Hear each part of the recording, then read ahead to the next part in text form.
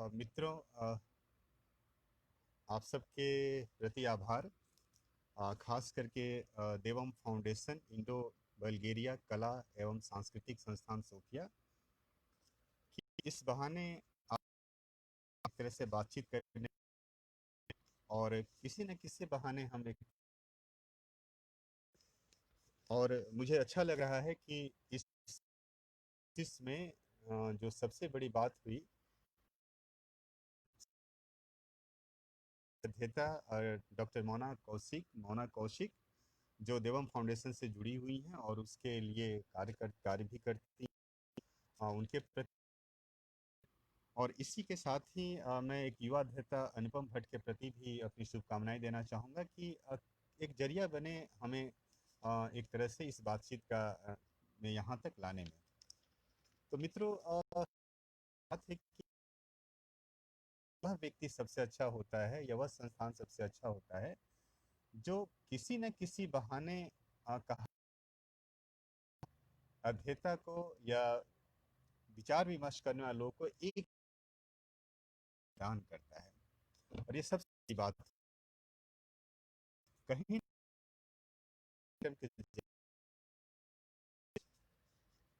कहा जाता है कि एक तरह से जो सबसे बड़ी बात है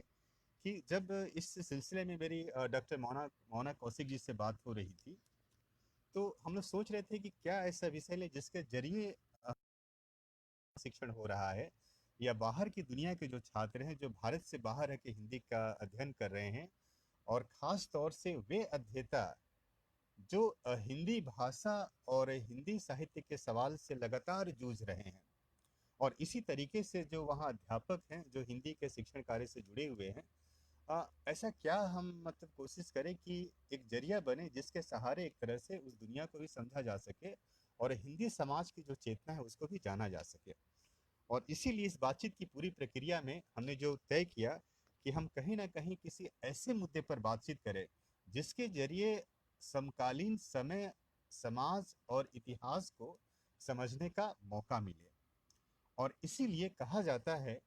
कि कहीं ना कहीं एक तरह से पूरी दुनिया का जो समाज है, जहाँ पर आज इस कोरोना के काल में या कोविड के काल में इतने तरह की मतलब सामाजिक प्रक्रियाएं या रूपांतरण की प्रक्रियाएं हो रही है,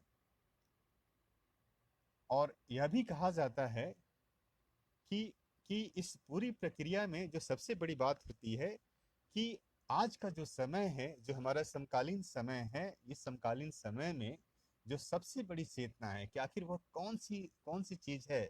जो एक तरह से मानव समाज को या मनुष्य समाज को समझने का आधार बन सकती है। और इसमें मुझे लगा कि साहित्य वह सबसे बड़ा जरिया है, और इसी प्रकार इतिहास भी वह सबसे बड़ा जरिया है। और कहा जाता है कि इतिहास और साहित्य दोनों के बीच जो आवाजाही होती है वह कहीं ना कहीं एक तरह से अपने समय को, अपने समाज को, अपने इतिहास को समझने में भी मदद करती है। आप गौर करेंगे कि मुझे बार बार लगता है कि समकालीन हिंदी साहित्य और हिंदी के अध्यापन पर विचार करना, और इसी प्रकार कहा जाता है कि इतिहास के जो कुछ रेफरेंसेस होते हैं, जब मैं इतिहास के कुछ संदर्भ की चर्चा कर रहा हूँ तो कहीं ना कहीं मेरे जहन में यह बात आ रही है कि आखिर इतिहास में कौन से बिंदु होते हैं जो एक तरह से उस समय को पकड़ने में, समय को समझने में मदद करते हैं। और यहीं पर आकर के इतिहास के जो स्पॉट होते हैं जिसे कई बार बड़े बड़े इतिहासकार उसे अमहत्वपूर्ण मानकर छोड़ देते हैं, वहीं से जो साहित्य के अध्येता होते हैं वे उन बिंदुओं को उठाते हैं और एक तरह से उसके आधार पर अपने समय को, समाज को और एक तरह से देश को भी समझने की कोशिश करते हैं। तो जब मैं देवम फाउंडेशन के इस पूरे कार्यक्रम में डॉक्टर मोना मोना कौशिक जी से जब मेरी बातचीत हो रही थी,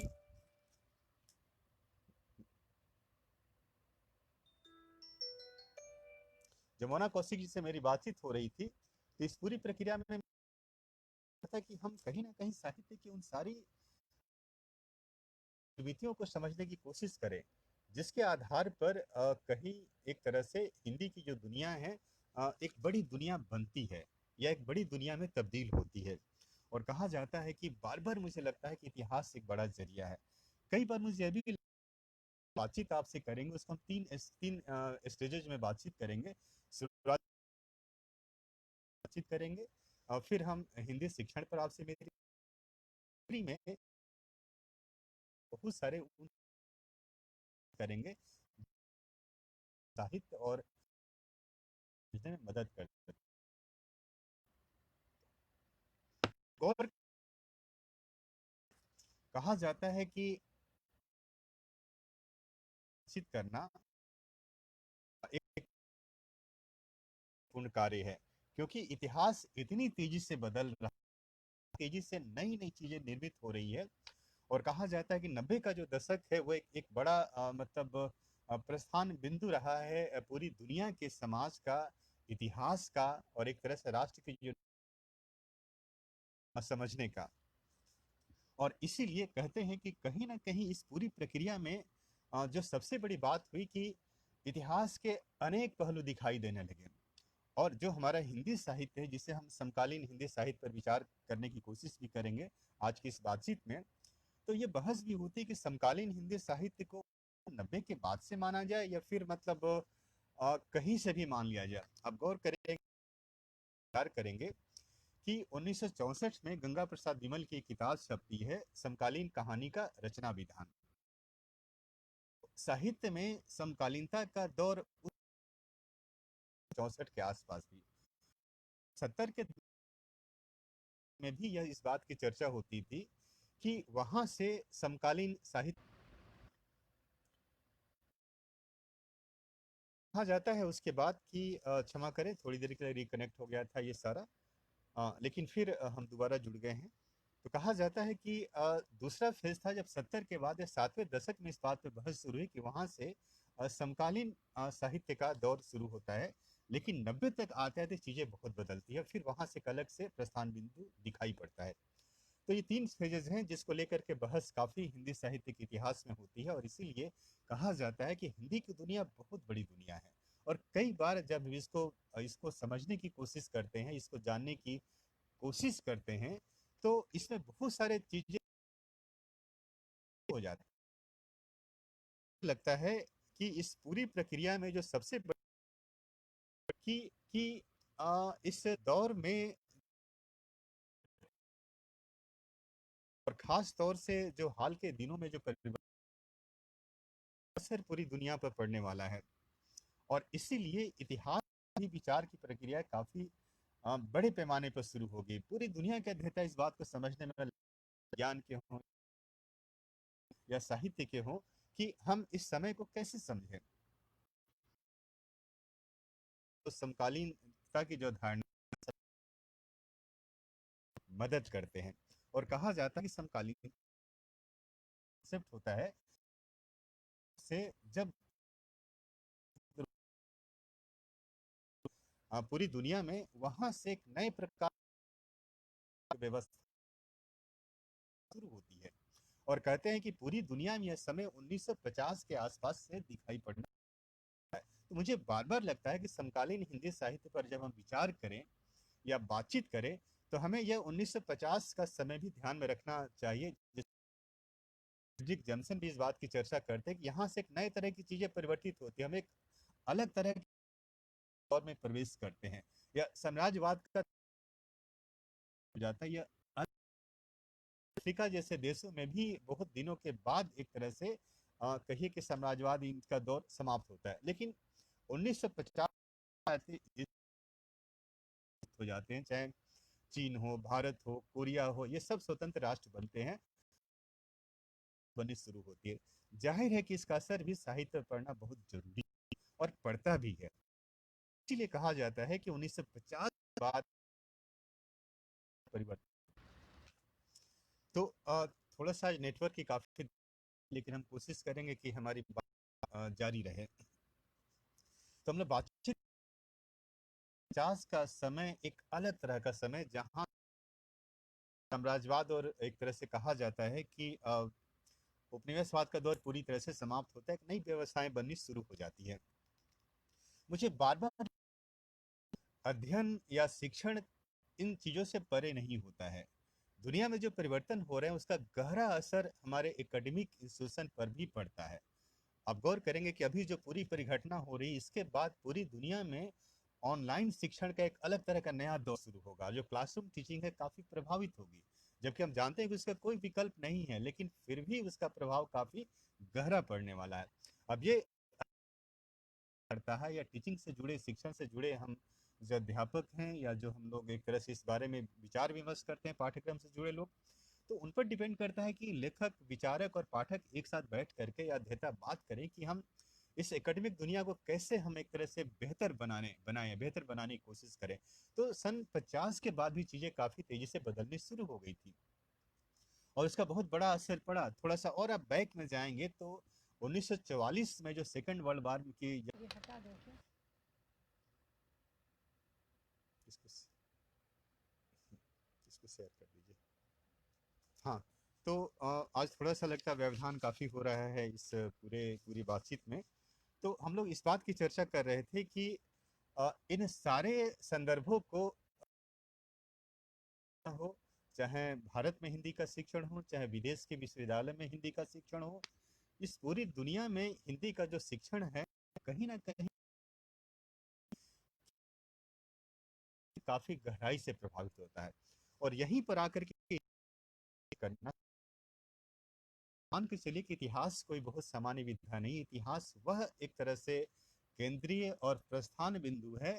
जो हर चीज को समझने में मदद करता है, क्योंकि दुनिया में जो भी चीजें हैं उन्हें सबका इतिहास है। इवन हवा का, पानी का, धूप का, तितलियों के उड़ने का, इन सारी चीजों का एक तरह से मतलब इतिहास है। आप जिसकी परिकल्पना करिए, मेमोरीज का भी इतिहास होता है, बातचीत का भी इतिहास होता है, हर चीज का इतिहास हो सकता है। और इसीलिए इतिहास एक ऐसा बड़ा टूल्स है जिसके साथ आवाजाही करके, जिसके साथ हम कहा जाता है कि हम चीजों को करके या चीज पर विचार करके हम,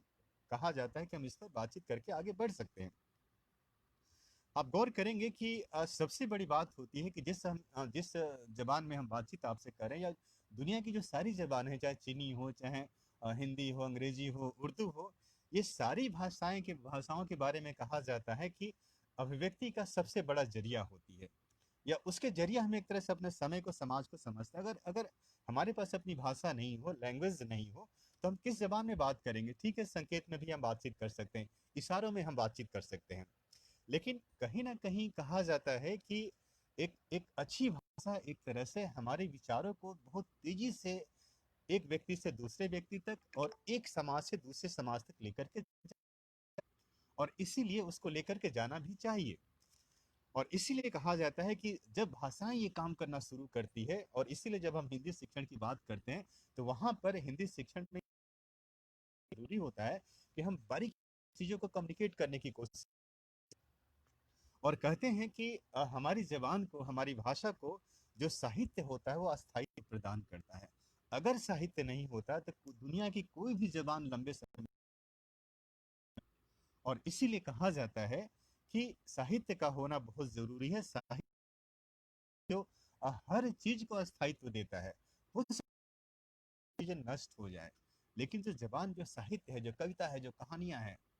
वह कैसे नष्ट हो? तो हमेशा जब तक ये दुनिया रहेगी तब तक ये साहित्य बना रहेगा और साहित्य बचा रहेगा। और इसीलिए कहा जाता है कि बिना मतलब साहित्य के कोई भी भाषा जीवित नहीं रहती है। आप देखेंगे कि संस्कृत भाषा बहुत व्यवहार व्यवहार में नहीं है, इसलिए जीवित है कि संस्कृत का साहित्य पूरी दुनिया का एक बड़ा साहित्य है। लिखे गए संस्कृत में जो काव्य लिखे गए, आज भी संस्कृत में हुए हैं, जो नाटक है, जो एक तरह से कहा जाता है कि जो ज्ञान विज्ञान के जो बहुत सारी चीज, हमारा जो पारंपरिक ज्ञान है, उसके जो बहुत सारे जो संदर्भ सुरक्षित हैं, और इसीलिए बेहतर जबान बनी हुई है, वो जीवित है। अगर साहित्य नहीं होता संस्कृत में, तो शायद ऐसा, और इसीलिए कहा जाता है कि साहित्य जो होता है, वो साहित्य कहीं ना कहीं हमारे समय के और समाज सच व्याख्या होता है। अगर साहित्य व्याख्या है, तो कहीं ना कहीं समाज में जो भी घटित हो रहा है, इस दुनिया में जो भी है, साहित्य उसका बहुत बारीकी के साथ उसका डॉक्यूमेंटेड करता है। आप हिंदी के बड़े से बड़े लेखक को ले लीजिए, पूरी दुनिया के बड़े से बड़े लेखक को ले लीजिए, चंद हो, चाहे चीन के लुसुन हो, चाहे एक तरह से रूस के मैक्सिम गोर्की हो, चाहे संस्कृत के कालिदास हो, या फिर जितने भी लेखक हैं, हिंदी के मैलांचल लिखने वाले रेणु हो, ये सारे के सारे बड़े अपने समय के जो समझते हैं, समय का जो सच है में डॉक्यूमेंटेड करते हैं, और समय के तो उस समय के समाज के व्यक्तियों जो एक तरह से प्रक्रियाएं हैं उसके साथ जोड़ करके देखने की कोशिश। अब गौर की बड़ी बात होती है कि साहित्य कहीं ना कहीं जो जो अन्य विधाओं से इसलिए अलग होता है कि आधार पर कहा जाता है कि वो थोड़ा अपने क्रिएटिविटी होती है, जो हमारी कलात्मक सृजनात्मकता होती है, वह कल्पना के जरिए ही एक तरह से बहुत विशिष्ट बनती है। सामान्य भाषा भी विशिष्ट तब बनती है जब उसमें एक अलग तरह की क्रिएटिविटी होती है, कल्पनाएं होती है, कल्पनात्मकता होती है, तो भाषा बहुत विशिष्ट हो जाती है, और यही साहित्य को बनाता है। लेकिन साहित्य को मान के चलना चाहिए, साहित्य समाज के सच की एक तरह से प्रस्तुति है, सच की व्याख्या, और इसीलिए बहुत सारे लेखक साहित्य को समाज का, इसीलिए कहा जाता है कि अगर आप किसी हिंदी भाषी छात्र को भी, चाहे विदेश में भी अगर आप हिंदी पढ़ा रहे हैं, तो अगर आप संदर्भ साहित्य से लेते हैं तो वह उसका काफी गहरा असर पड़ता है।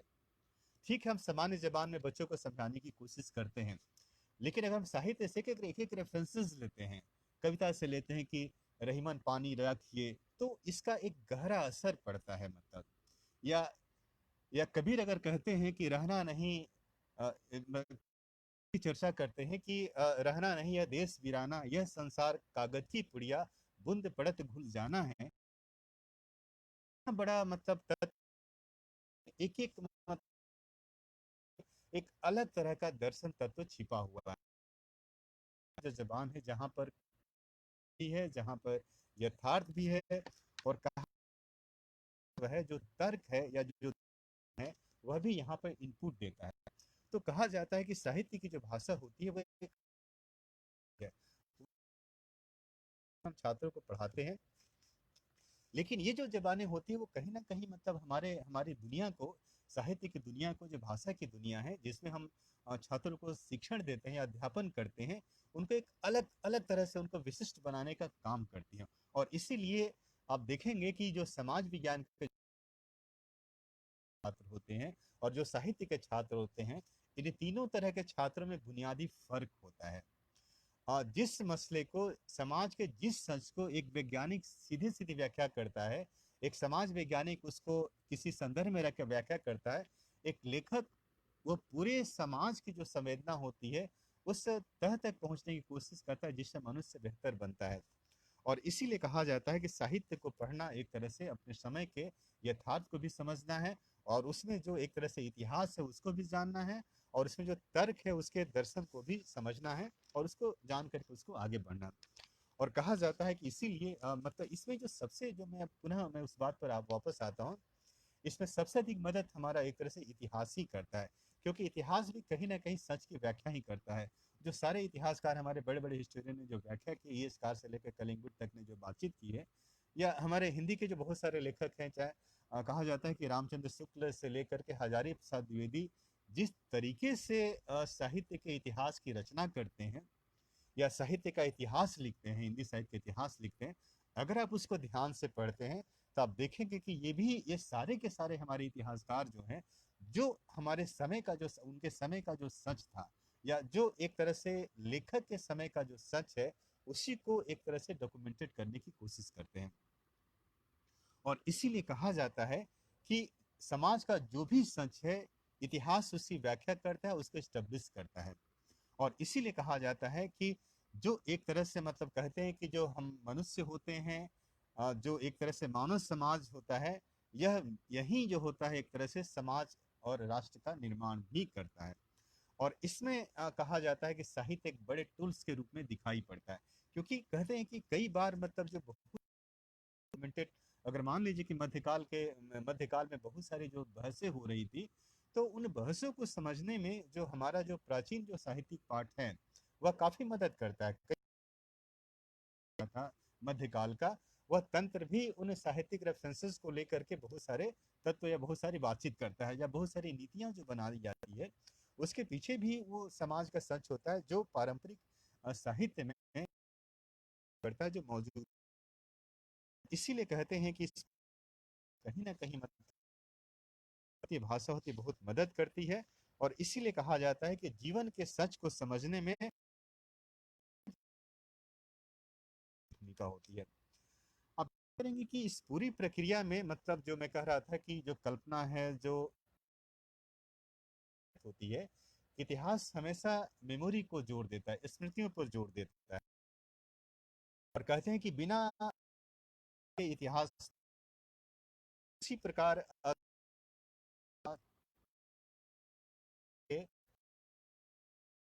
कई बार हमारे लेकर के आते हैं जिसका जवाब आपका व्याकरण नहीं दे पाता, या भाषा के जो बहुत सारे तर्क नहीं दे पाते हैं कि ये यह शब्द कैसे बना है, ये वाक्य कैसे बना है, इसके पीछे ठीक है ग्रामर हमारा सिंटेक्स हमारी व्याख्याएं करता है, लेकिन कहीं ना कहीं अगर हम उन वाक्य बनने के पीछे जब जाते हैं, जैसे कि अपने उपन्यास गोदान का नाम गोदान गोदान, या श्रीलाल शुक्ल ने अपने उपन्यास का नाम राग दरबारी क्यों रखा, या राही मासूम रजा ने आधा गांव क्यों रखा, या कृष्णा सोप्ती ने जिंदगी नामा क्यों रखा, या मित्र मरजानी क्यों रखा, या इस अपने उपन्यास का नाम परित था। तो ये चीजें सहज तरीके से नहीं बनी है, इसके पीछे पूरा कहा जाता है कि इतिहास भी है और दर्शन भी यहाँ पर दिखाई देता है। इसीलिए कहा जाता है कि कहीं ना कहीं इस तरह के जो तर्क होते हैं, इस तरह के जो दर्शन होते हैं, लेखक और पाठक दोनों को काफी स्ट्रॉन्ग बनाते, काफी ताकतवर बनाते हैं। अब मान लीजिए अगर यही तर्क हम अगर अपने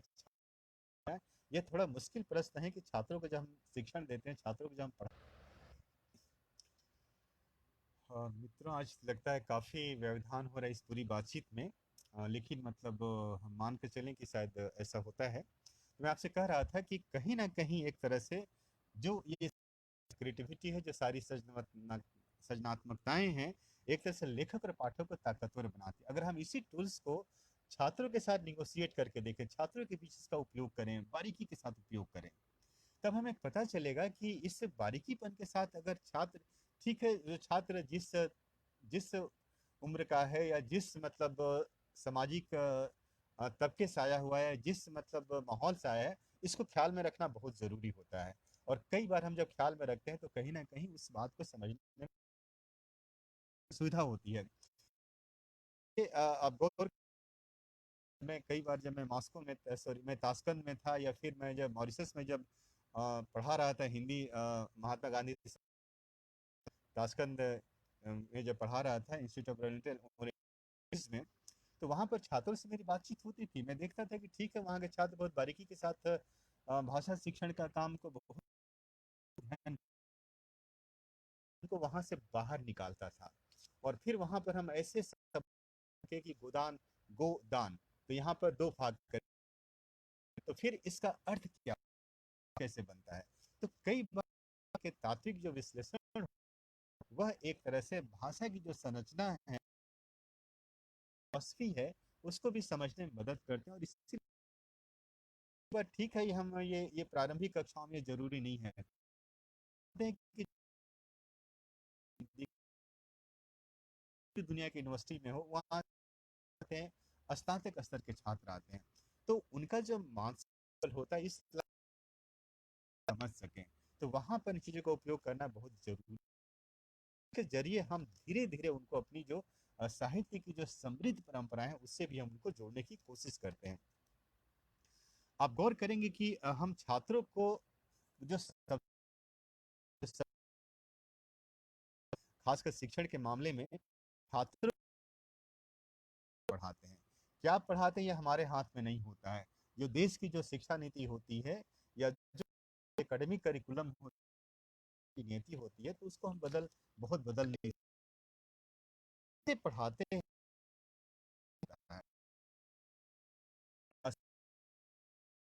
बहुत गंभीर दायित्व होता है, और यहीं पर आकर के शिक्षक की भूमिका शुरू हो जाती है कि शिक्षक कितनी गंभीरता के साथ, कितनी मतलब बारीकी के साथ चीजों को पढ़ाते हैं। कहा जाता है कि भाषा या भाषा विज्ञान या व्याकरण का अध्ययन बिल्कुल एक।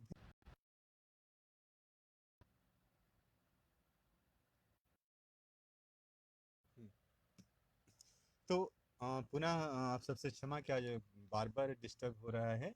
लेकिन फिर हम अपनी दोबारा बातचीत शुरू कर रहे हैं आपके साथ। तो कई बार कहते हैं कि जो भाषा भाषा विज्ञान व्याकरण का अध्ययन बिल्कुल भिन्न है, इसका लक्ष्य भी अलग होता है। आप गौर करेंगे कि जब मैं Tashkent state institute of oriental studies में था, तो वहाँ का जो पूरा रेशियो आप देखेंगे, तो वहाँ पर करीब करीब 80% मतलब जो जो शिक्षण होता था।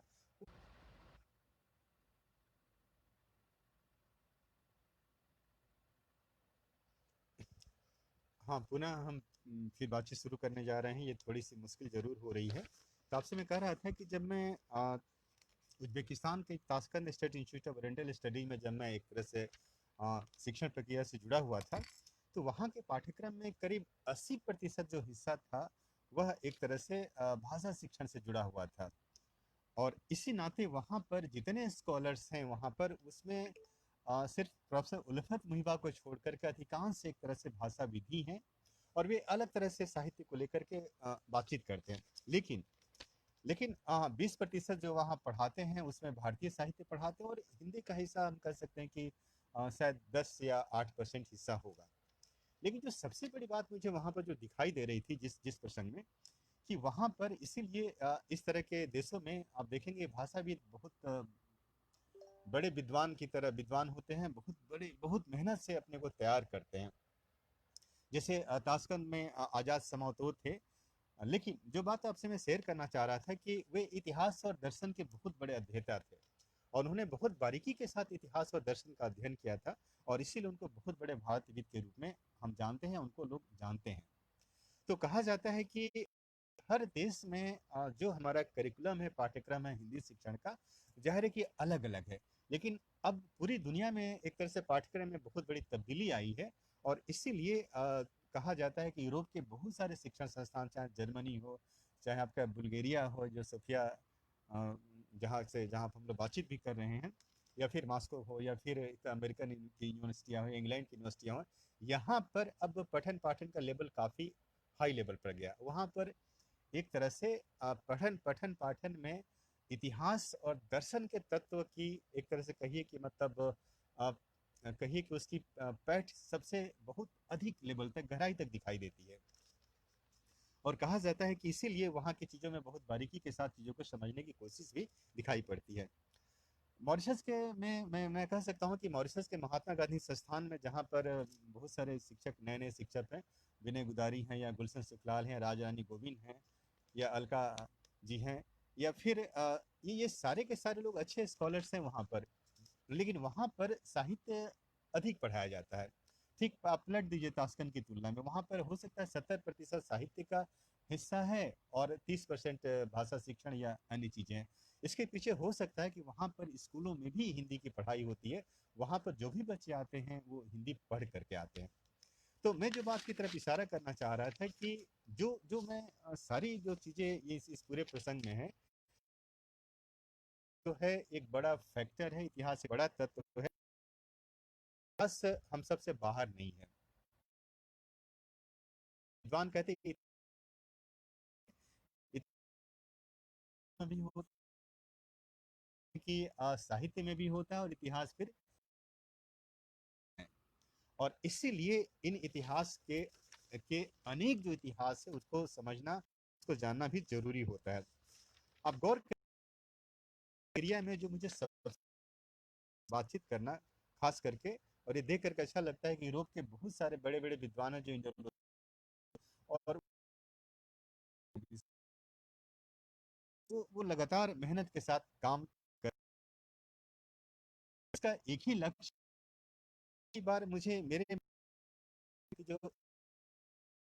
देश के यूनिवर्सिटियों में, चाहे मूल के हों चाहे एक तरह से विदेशी मूल के हैं, उनका बेसिक लक्ष्य क्या होता है? उसका उसका दो लक्ष्य हम मान कर चले। एक तो लक्ष्य होता है कि हम एक अच्छे भाषाविद तैयार करें, या दुभाषी तैयार करें जो एक तरह से मतलब जो रोजगार पाए और एक तरह से हिंदी भाषा का जो भी कार्यक्रम हो उसमें उसको आगे बढ़ाने में मदद करें। लेकिन कहा दूसरा सबसे बड़ा जो लक्ष्य है इस पूरी प्रक्रिया में, इस पूरे पूरे दौर में, कि कहीं ना कहीं इस पूरी प्रक्रिया में हम एक अध्येताओं का एक ऐसा तबका तैयार करना चाहते हैं जो उस राष्ट्र को समझने की कोशिश कर रहे हैं।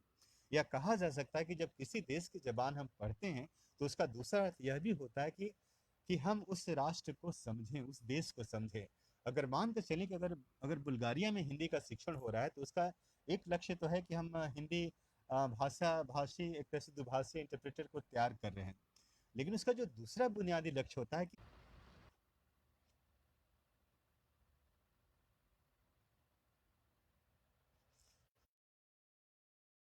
फिर हम जुड़ रहे हैं, बातचीत बीच में काफी रुक रुक जा रही है। तो मैं आपसे कह रहा था कि एक बड़ा लक्ष्य होता है कि उस जो जो जिस राष्ट्र की भाषा हम उस देश को समझने की कोशिश, देश क्या है, उस देश का समाज कैसा है, वहाँ की संस्कृति कैसी है, वहाँ का इतिहास कैसा है। और कहा जाता है कि पूरी दुनिया में एक तरह से पूरी दुनिया को समझने का जो सबसे बड़ा जरिया होता है एक तरह से उस देश की जबान होती साहित्य होता है जो वहाँ समझने में मदद करता है। तो हिंदुस्तान के या भारत के उत्तर भारत तो कुछ लेखक आपकी बहुत मदद करते हैं। फणीश्वरनाथ रेणु भी मदद करते हैं, राही मासूम रजा भी मदद करते हैं, और जिंदगी नामा की लेखिका कृष्णा सोप्ती भी मदद करती है। ये सारे के सारे लेखक जो हैं एक तरह के इतिहास या समाज के हमारे सामने लेकर के आती है। तो प्रेमचंद जो जो उत्तरी हिस्सा है, जो मध्य उत्तरी हिस्सा है, उसको समझने में मदद करते हैं। या इसी प्रकार तो एक तरह से भारत उत्तर और पूरब से का हिस्सा जो उसको ये लेखक सिर्फ और सिर्फ तरह से समाज, बल्कि उस क्षेत्र की जो जबान है, उस क्षेत्र की जो भाषा है। अगर मान लीजिए कि बिहार की भाषा को समझना चाहते हैं कि बिहार के लोग कैसा बोलते हैं, किस जबान में बात करते हैं, उनका बोलने का लहजा कैसा होता है, रेणु हमारी सबसे अधिक मदद करते हैं। और रेणु क्या, रेणु को दोबारा पढ़ के लगता है कि रेणु के साहित्य में जो उत्तर भारत की जो बिहार और उसके इलाके की जो जबान है निश्चित है, वो एक और इसी तरीके से प्रेमचंद और जयशंकर प्रसाद वो एक अलग तरह की हिंदी दिखाई पड़ती है। और उस हिंदी की जबान बिल्कुल भिन्न किस्म की है। या फिर थोड़ा सा आप रेणु या कृष्णा सोप्ती को पढ़ते हैं, या फिर आप अगर यशपाल को भी देखते हैं तो यशपाल भीष्म साहनी आपकी बहुत मदद नहीं कर, लेकिन कृष्णा सोप्ती की जो हिंदी भाषा है, जावीपन है, वह एक तरह से वहाँ की जबान। तो हिंदी भाषा का जो शिक्षा जुड़ रहे हैं, तो ये जो सारे चाहे कृष्णा सोप्ती हो या प्रेमचंद हो या रेणु हो, अगर आप उत्तर भारत के इतिहास को, उत्तर भारत समाज को और उत्तर भारत की हिंदी भाषा को जानना चाहते हैं तो ये तीनों लेखक हमारी बहुत अधिक मदद करते हैं। और इसीलिए जब हम हिंदी का पढ़ते हैं विदेश के विश्वविद्यालय, तो हम कई बार जब वहाँ के छात्र हिंदुस्तान या भारत आते हैं और वो बिहार जाते हैं या बनारस जाते हैं, तो देखते हैं कि वहाँ के लोग अलग अलग तरह की हिंदी बोल रहे हैं। तो इसीलिए प्रदेशों का या इस तरह के लेखों की भाषा जरूरत है कि कि तो पुनः मैं आपसे कह रहा था कि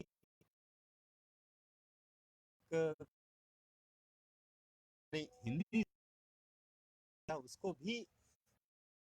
मतलब उसके सामाजिक पूरे सामाजिक संस्कृति के साथ लेकर के आते हैं।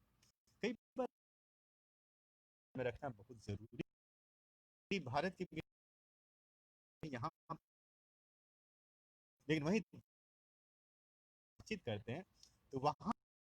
इन लेखों को पढ़ने में काफी दिक्कत होती है और इसीलिए उनको सिलेबस करते हैं। अगर अगर आप जिस हिंदी का शिक्षण कर रहे हो, अगर विविधता है या सामाजिक संस्कृति जरूरी है कि आखिर इस बहुलतावादी सामाजिक संस्कृति के पीछे कौन कौन से तत्व काम कर रहे हैं।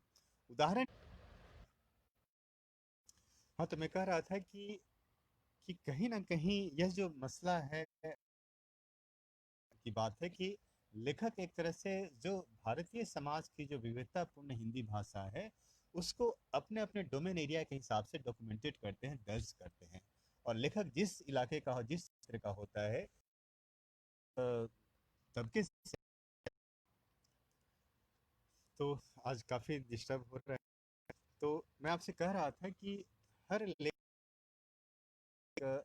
अपने अपने डोमेन एरिया का की जो जबान होती है, जो उसका होता है, जो उसकी संस्कृति, इसी प्रकार को पढ़ते हैं, बारीकी के साथ डॉक्यूमेंटेड करते हैं। या इसी तरह थे कि इस प्रकाश वाल्मीकि को लेते हैं तो दलित समाज के इतिहास, वहाँ की संस्कृति, उस समाज की भाषा को बहुत बारीकी के साथ डॉक्यूमेंटेड करते हैं। आप गौर करेंगे कि हिंदी के एक बड़े लेखक हैं हजारी प्रसाद द्विवेदी। अगर आप उनके साहित्य को पढ़ते हैं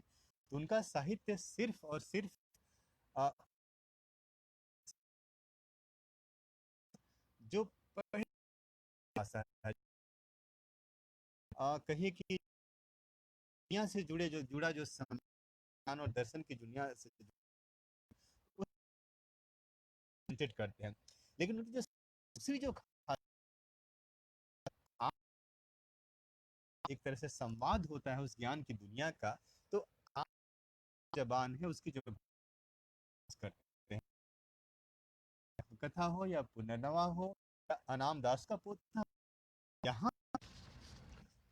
तो मैं आपसे कह रहा था कि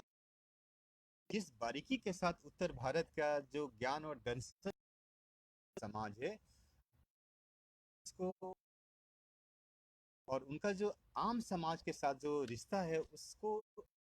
के साथ दर्ज करते हैं। और इसी कहा जाता है